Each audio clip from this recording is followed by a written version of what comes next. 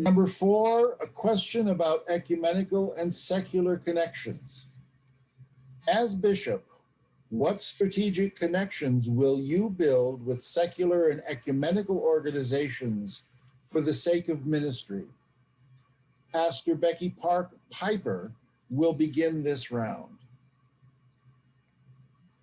So I think it's important to build those connections with others that you can join together to work on something as united people.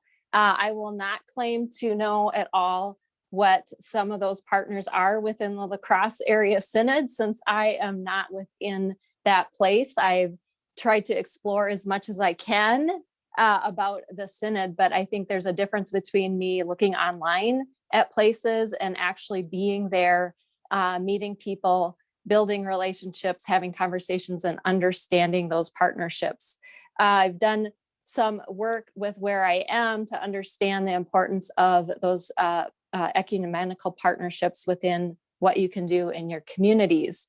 I even serve as a capacity as a chaplain for the Sheriff's Department, which is very interesting. There's a lot of controversy in law enforcement these days, but for those folks who are within and serving in that capacity are a wide variety of folks, and it's opened my eyes to their stories and to how they serve and the importance of having your community be in relationship with one another. I can speak from my own place as well, the importance of joining together through the work to support your community. Our Lutheran Social Services Organization of South Dakota is very good with working with ecumenical partners. I currently serve on their governing board, and that is one place that people gather together because they see the work that they do that's needed for the community. They're always assessing that and looking for partnerships and relationships ecumenically as well as secular. And so there's supporters that come forward that may think differently faith-wise or might not even have a faith that will join together in order to do work within the community with caring for the most vulnerable people. That we've seen some work being done with that for those who are the homeless populations as well as vulnerable youth populations in our area. As a bishop, that to me seems like a very important role. Again, it's like me looking from the outside, looking in to know who those partners are, that person in the role of bishop can be that one who collaborates and discovers those folks to bring them to the table to all sit together so that they can come together on those areas of ministry that can happen. And where I, as a pastor in my role in my congregation, I might not be able to do that to the capacity that somebody could in the role of a synod office, which again is my view of how I see the synod office taking place versus how I can do that within my own smaller community and where I serve as a pastor. I think it's exciting to think about opening up a synod to see what other partners are available.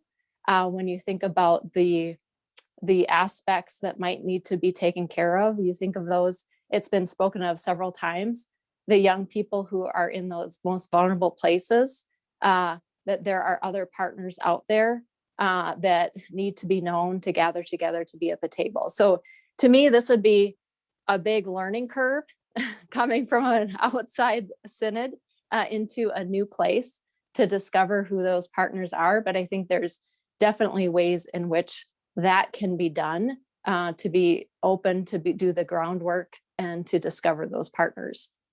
Thank you. Thank you. Pastor Becky Swanson. Thank you. This one really excites me. In a world where we have so many seemingly significant divisions, any time that we can walk with our siblings in faith as an ecumenical movement of Jesus benefits the whole community. Again, I'm going to raise up my divergent background, both as a deaconess and as someone who spent over 25 years as a bivocational minister, and calling the church to recognize the ministry of all the baptized in their various vocations. And where are those opportunities for us to be crossing the bridge that is being made both by deacons that are rostered and in that mutually accountable relationship as a Lutheran minister, but also as the baptized folks that are in our congregations, that are seeing ways that we as church can be bringing Jesus out into the world and not expecting the world to come and be and come to us first.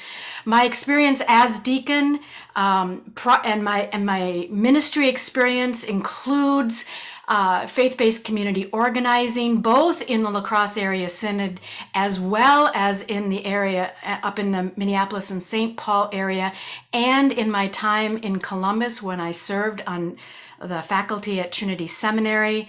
My relationships with ecumenical groups such as preaching groups and women's pastors groups, diaconal groups around the world, evangelical and post-evangelical groups, especially, and people on faculties such as Vanderbilt and Augsburg, Capital University and Augustana, both of them. So no arguings about which one is the right one or the real one. Although everyone has an opinion on that. It's just, this is where I think I feel the Holy Spirit calling the church into this new life, and that we have been in some ways the experience of the pandemic and the way that congregations and existing leaders in the church have been pushed suddenly by the pandemic into a new way of being is going to provide us some leg up on where the church is being called to reform and to be reborn in the next, whoever knows how long it takes. I'm excited about it. Thank you. Pastor Anna. Thank you. The question, what strategic connections will you build? I feel like on the one hand, to say what would the strategy be, my hope would be, if I were to be bishop, to build that strategy with the people of the synod. I mentioned in my individual interview kind of a dream of gathering and praying and that frustrating work of waiting on the Holy Spirit to give direction. So part of it is I'm not sure which places that would go, but I can say that one of my own callings in life and one of my priorities would be to build connections and deepen relationships with those places, those organizations, those people that are doing the work of racial reconciliation and racial justice. That's just a place that that's always been part of my call. Sometimes we're surprised at where those partnerships show up. At least I've been. I think that being open to relationships in surprising places is really helpful. I'm a cross-country coach. What it did for me is built relationships with school personnel. So I'm able to do some partnership ministry with our schools, where I'm doing some things with our library here. And I think that a big part of it is attending to real relationships and watching for areas of where we have common ground and common call, with churches, with other church leaders, with parachurch organizations, but also with people and organizations and leaders where we might just work together on an issue because it will benefit the church, benefit the ministry of the gospel, but also benefit the community. Thank you. Pastor Steve. Thank you. This would be a growing area for me as a bishop. As a pastor who has been in 2 small communities, the ecumenical connections have been not very broad. In Westby, you had 2 Lutheran churches and a Methodist church, 2 ELCA Lutheran churches and a Methodist church. And we worked together, and there was the connection with them, but also the connection with the school. Beyond that, there wasn't a lot of connections, strategic connections to make. Where I'm at in Caledonia, we have more Christian churches. We have the school where we make these connections, but again, not a whole lot beyond that is happening. As a bishop, I would seek to make connections with the leaders of the other, not just Christian denominations in the La Crosse area, but also their interfaith, other faith organizations there, to build the relationships with them, to see how we can work together in doing God's work in the world. And it would include, other faith organizations, but also I think the hospitals, and ways that might make it helpful for pastors in the synod to be in the hospitals and part of the ministry that happens there. And I think I'll just stop with that. Thank you. Pastor Libby. There's two things that come to mind when I think about how to keep forming these relationships with ecumenical and secular groups. And the first is Jesus's words at the beginning of Luke chapter 4, where he's reading from the scroll of Isaiah. And he says, "The Spirit of the Lord is upon me because he's anointed me to bring good news to the poor. Send me to proclaim release to the captives, recovery of sight to the blind, to let the oppressed go free, and proclaim the year of the Lord's favor." Those words really guide how I think about the church's role in the public square and the way that we bring a voice in. And the other one is, or the other statement that says it a little more succinctly is, there is no place where God is not. And so even the distinction of secular and sacred, I mean, we could wax theological about what that means exactly. This past COVID year has meant the possibility for me to become, just because of the way it shifted, the way my time and energy was spent, and primarily not traveling as much, I got to root much more deeply in my local world. And I do live in La Crosse, so that means there, but I'm aware that I watched other clergy in our synod and other members of our synod do this as well. Where we, not gathering together in our own spaces, has had the opportunity to forge relationships we may not have spent a whole lot of time or felt we had a lot of time to do. I believe our ecumenical and secular connections are the future of both of relevance, vitality, and sustainability in the ELCA. I don't think we can keep being a relevant, vital, sustainable church without these partnerships.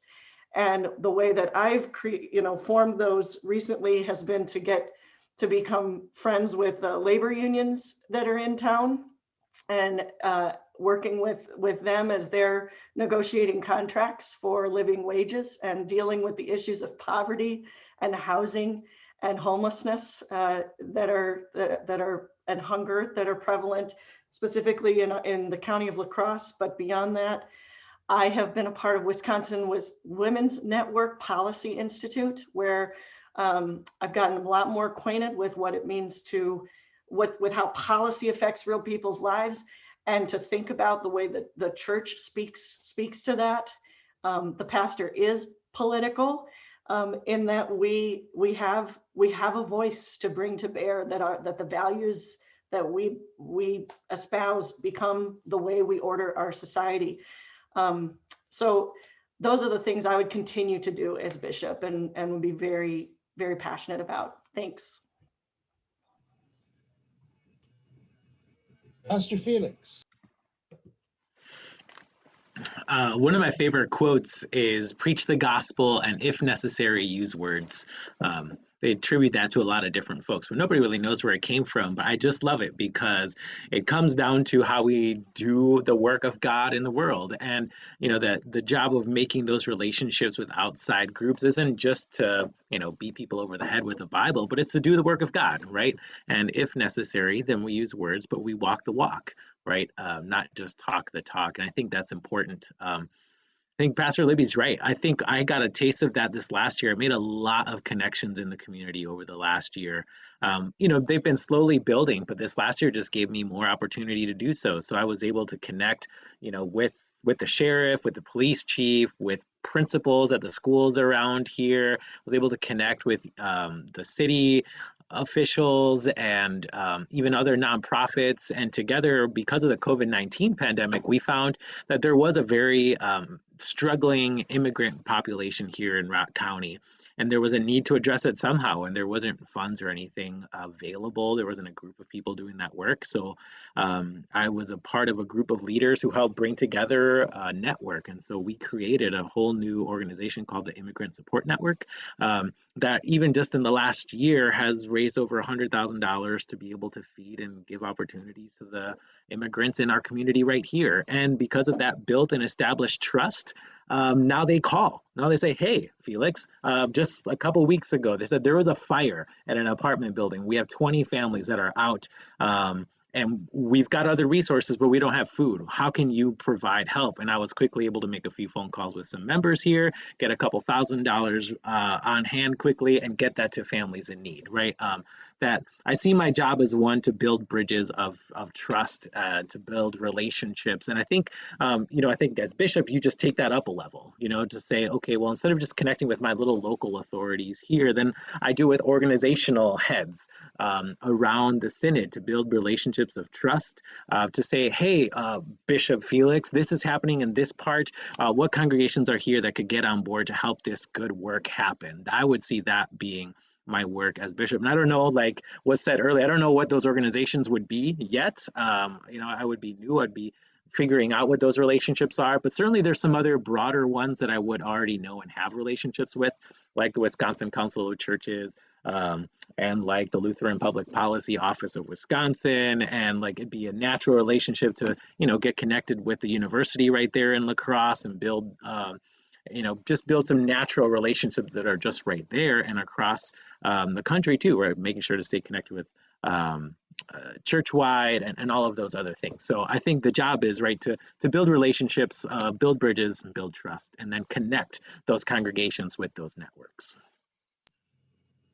Thank you. Pastor Meg.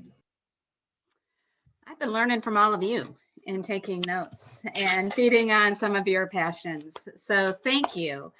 I think the one thing I haven't heard is just celebrating the passions in that intersection of our members, of our pastors, and of our synod, and just building on that.